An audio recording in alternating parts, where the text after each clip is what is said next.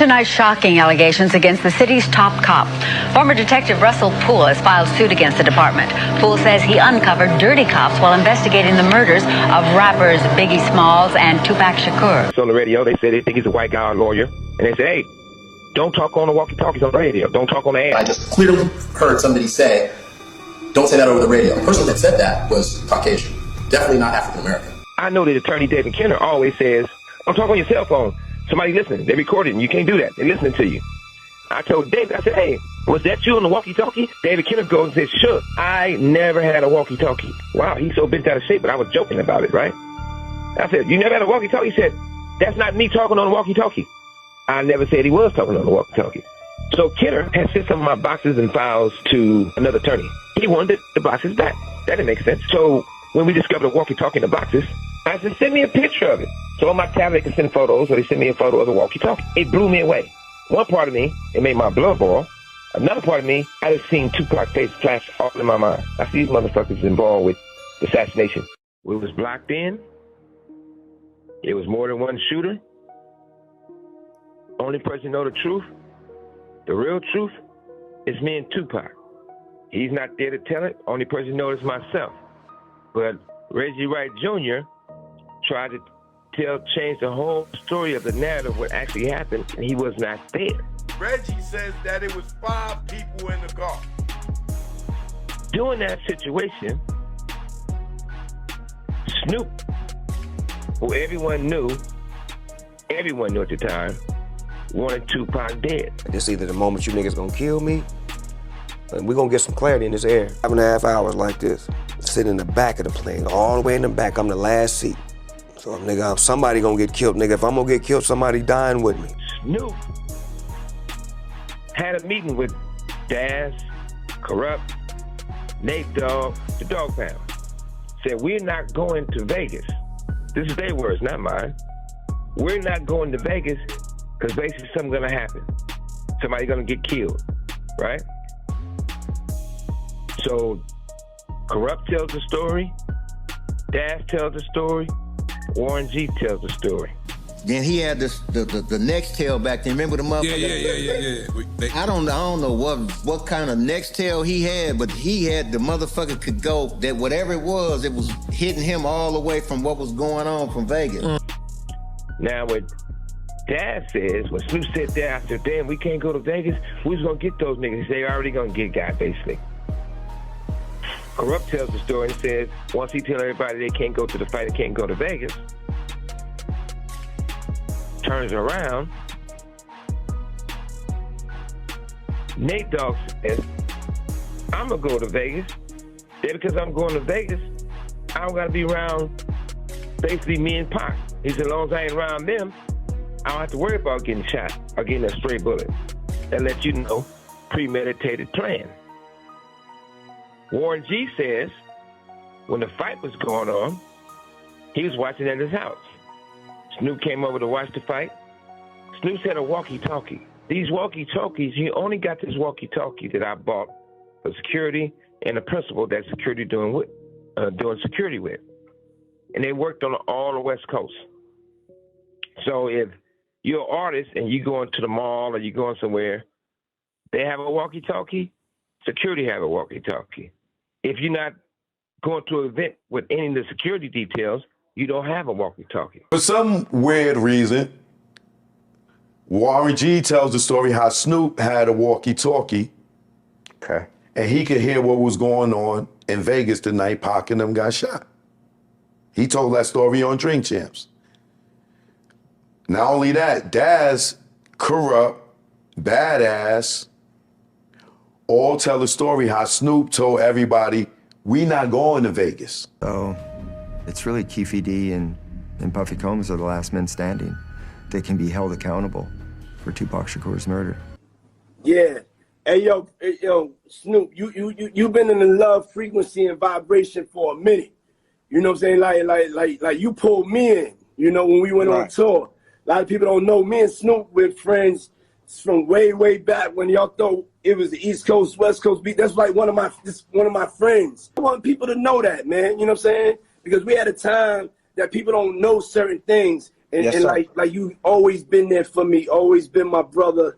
And I just wanted to say I love you on this Easter, man, because all the love you get to everybody else, you make the world a better place. Give it up for Hey. Snoop Dogg. Yeah. Well, let me say this, Buck. Snoop.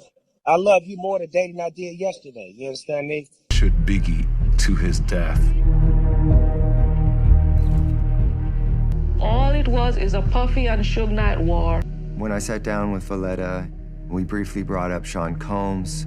It was clear to me that she had no real respect or appreciation for him. Sean clearly didn't do all that he could have done to help out in the investigation. In fact, he was a hindrance in the investigation.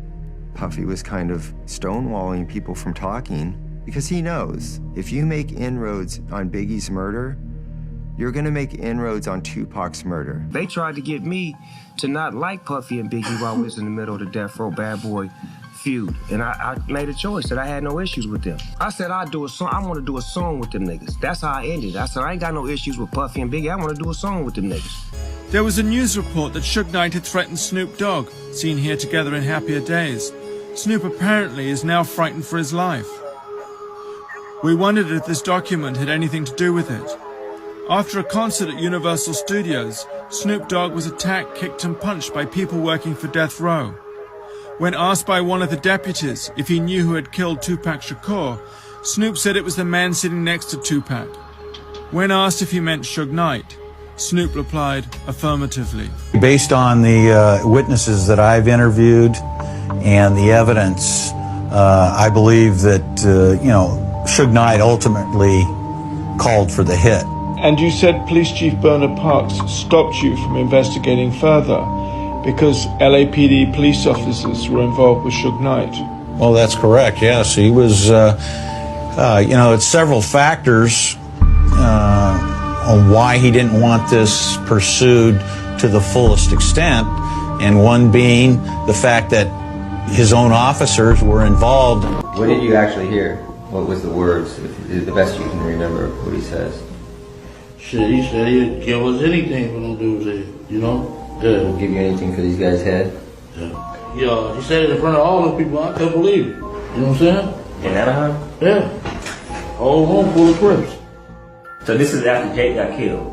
So he was on point. He was worried about something happening. Yeah. Suge had miles off about a bunch of different stuff, so he was scared. He was scared to death. Yeah. Okay. A few months later, at Greenblatt's Deli, Keefe D claimed that Puffy Combs furthered the solicitation. What happened that made it something other than just him frustrated and boasting? Man, I'll give you guys anything. I mean, what made it a specific, like, hey, I'm serious, I want you guys to kill these guys? I mean, when he told me the greenback.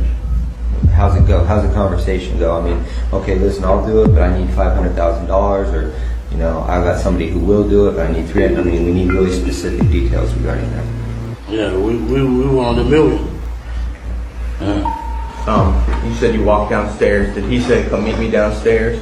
Yeah, he said, come on downstairs and talk to me. Okay. He tells you, seriously, man, I need to get rid of these guys. And he's looking at you in the eyes and he's like scared. Yeah. So in your opinion, the specific reason he asked you to come downstairs and talk to him was about that thing, not about liquor or anything. It was about that. Okay. You tell him we'll do it for $1 million, and he's like, okay, I'll do it for $1 million. He agrees. You shake on it or something like that. Yeah.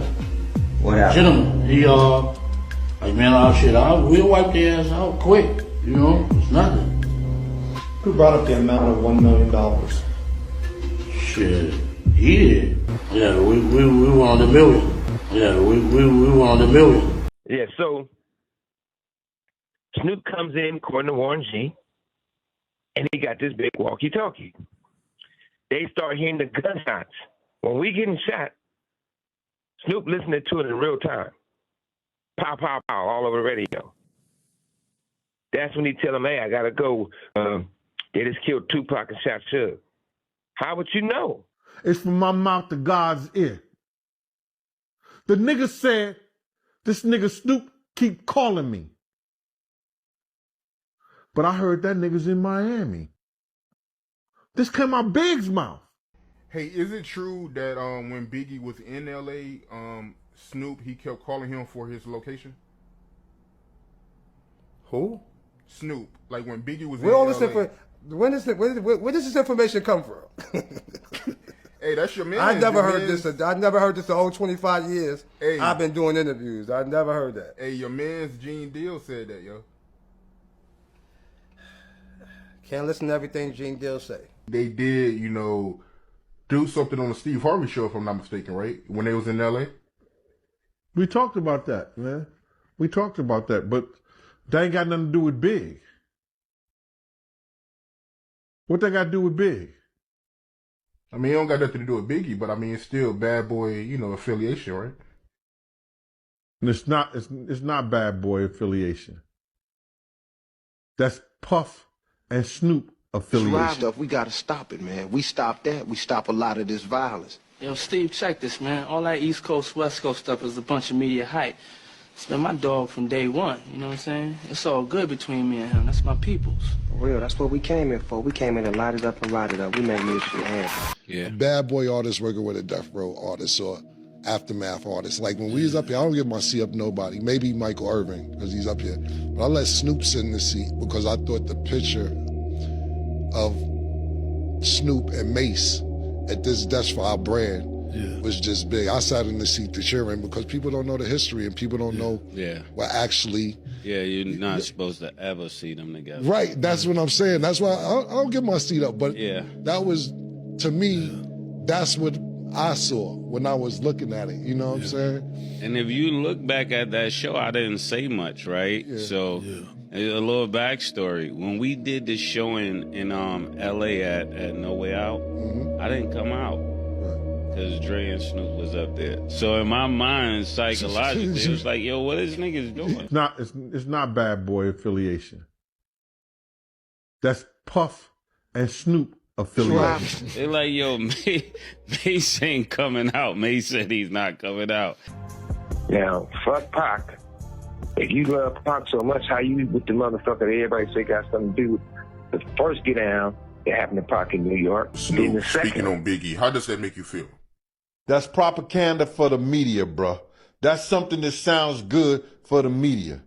You know, I'm the peacemaker. I'm the one that's showing love. I'm the one that's out here, you know, when everybody else is dead, you know what I'm saying, wishing that I could have did something to put the shit together.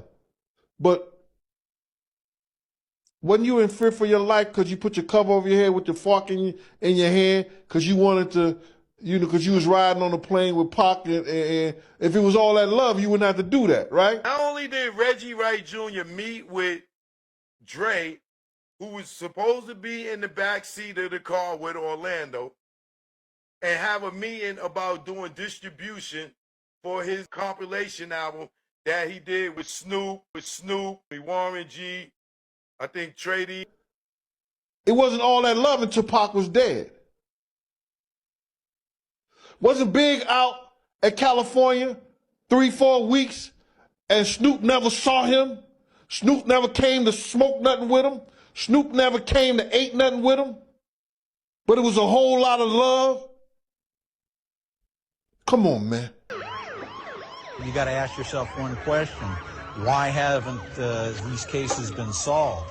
One reason that they were well orchestrated, well planned out, radios being used, communication, and had to be experienced people doing this, which would lead you to believe that experienced police officers knew exactly what to do. Russell suspected police officer David Mack for orchestrating and organizing the hit, using scanners and radios that were later found in his house.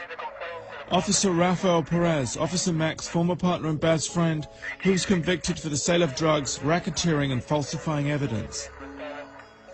Officer Kevin Gaines, who was having an affair with Suge Knight's wife Sharita, who was later killed by a fellow LAPD officer in a road rage incident. I was right behind him in the back seat. I was right there. Yeah.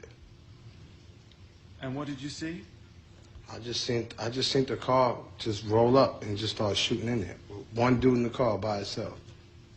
You know what I'm saying? I was sitting outside the window. You know, I was looking out the window, and the car just rolled up, stopped right there on the angle of us, and started shooting in the car. He only shot through Big's door. You know, know, this was something that whoever did it, they had to see all that, and they had to plan it, you know, because it happened too good, and it was police out there. They shut the party down from a fire drill, so it was police there. The most amazing thing in this whole story is that Officer David Mack and Officer Rafael Perez have never been questioned in connection with the Biggie Smalls murder.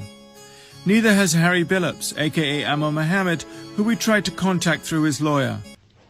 These are FBI photos. The amazing thing is that Biggie and Puffy were under surveillance at the time of the murder.